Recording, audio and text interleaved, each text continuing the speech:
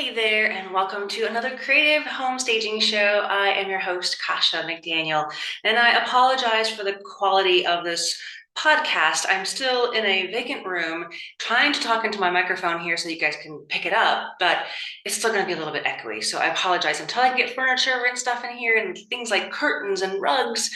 It's going to be a little bit echoey, so I apologize. So let's get into this week's episode.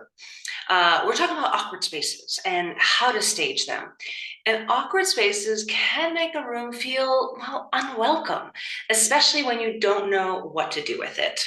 Now, I've had some awkward rooms in my house, and it's only because we didn't give it a function or a name. Once you do that, you realize, oh, I could turn it into this space.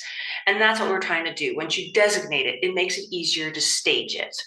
So you may have a large living room with a little nook kind of heading off to the side, or maybe you have a side room off this, off of a hallway or something like that. Once you figure out what to name it, then you can stage it. And I'm going to go through a couple examples in here with some pictures I'm going to show you. And if you're listening to the podcast, I'm going to have a link with those pictures so you can follow along, because otherwise it's going to be hard to kind of see and imagine these places until you actually see the pictures. So join me in the pictures in the next section. So we're going to go through these Word document. I have a couple pictures to show you, starting with long hallways.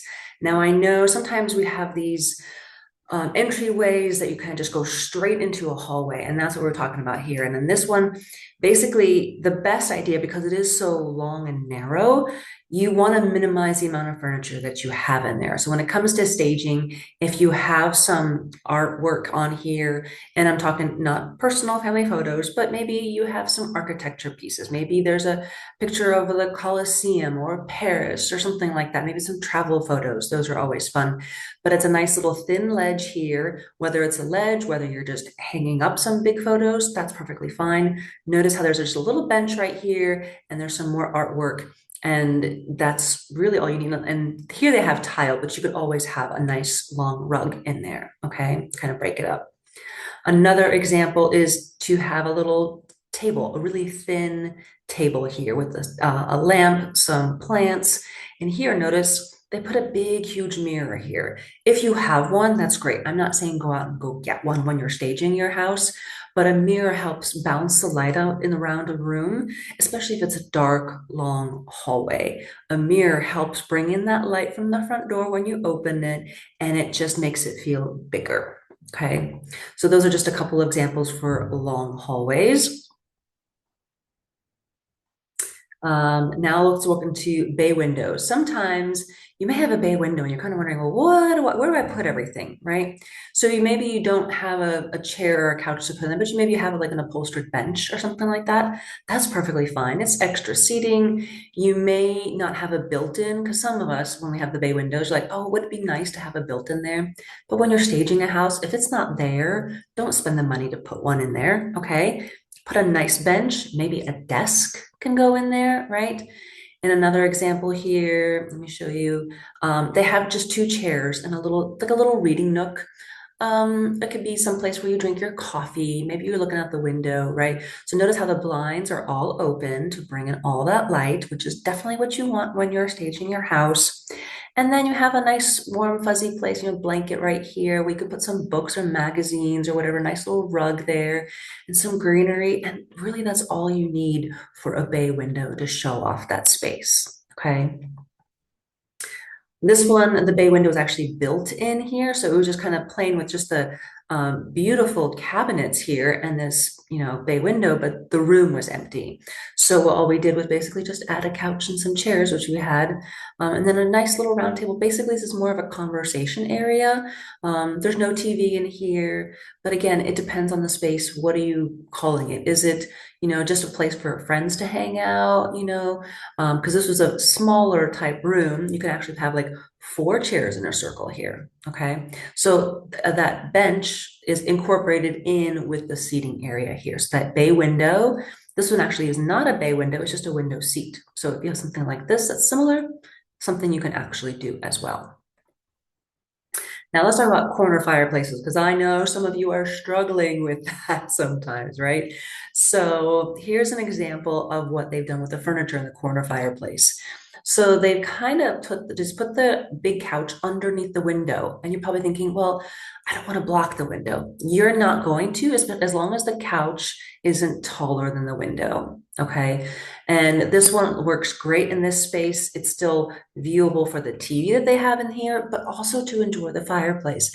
And then they have just some throw chairs that look, they don't match. They're not matchy matchy. They're different. But they're complementary. They all work with the white, gray, black motif in here. And yet they have some color in here as well. Bring in some color in your rooms as well when you're staging it. Okay. Again, windows are open.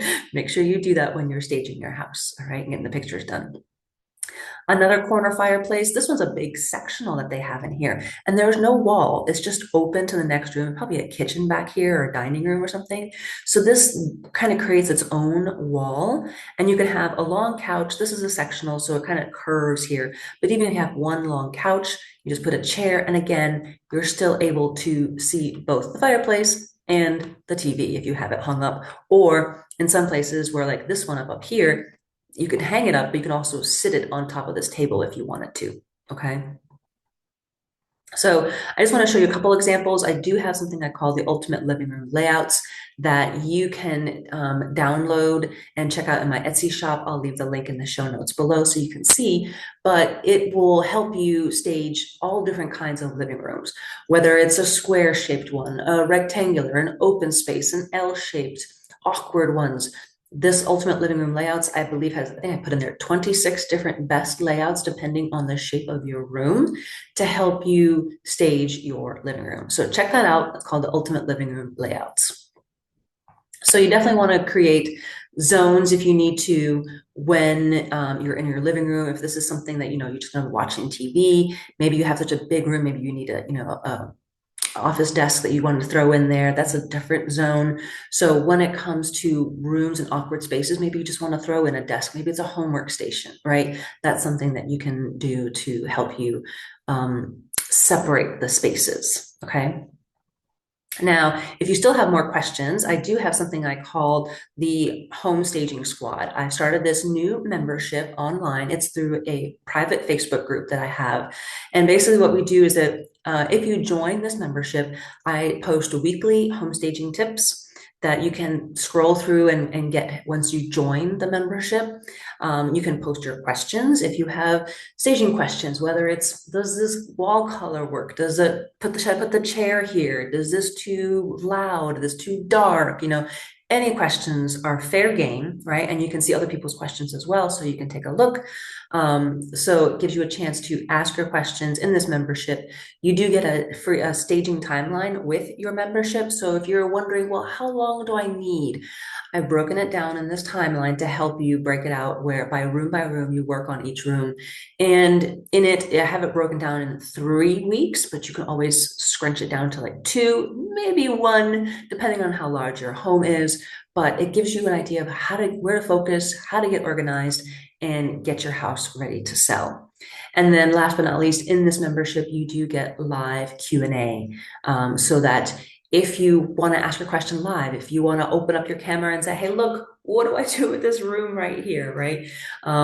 That's a perfect opportunity for you to do that if you want during the live Q&A sessions. We do that once a month. Okay.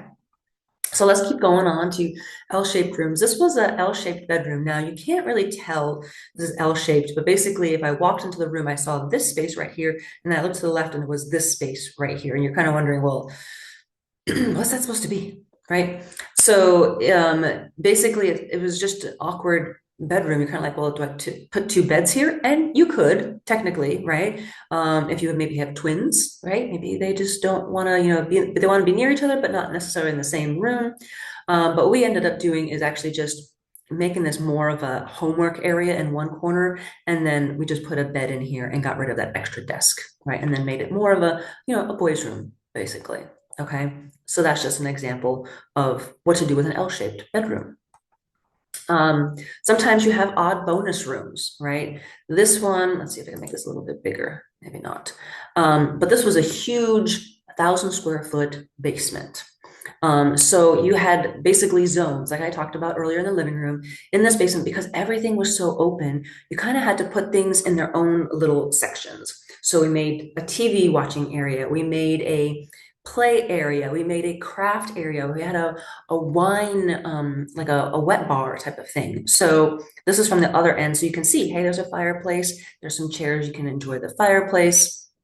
And then in the other section, this is the craft room that was open up so you can, create to your heart's content. And then there was a bedroom back here, but then there's a wine little wet area. You can't see it, but there was a long counter space there for with a fridge, a wine fridge, and all sorts of things that you can do with a bar downstairs in the basement, right? So this is just a great idea if you're looking to, well, how do I, divide this out? And that's what you do is you divide it out into zones to help you create the different spaces. If you think about it, when you go to a kindergarten room, if you've been, well, yes, there's the chaos of the kindergartners running around, but the teachers have everything divided up into zones. They have a reading zone. They have the tables where the kids can sit and eat lunch, or maybe that's where they color, right? Then they have another zone for, other activities. So they have it zoned out, and that's the way that you can think about when you're looking at odd shaped rooms to help you define those spaces and make it into whatever it is that you want. Okay. Then the last thing, oh, laundry rooms. Laundry rooms can be kind of awkward too. So in this one, this is a really long laundry room. So basically, we added some shelves here for some, it was things that we just needed supplies for, but we couldn't put a closet because it was kind of long and narrow. So we just had open shelves put here.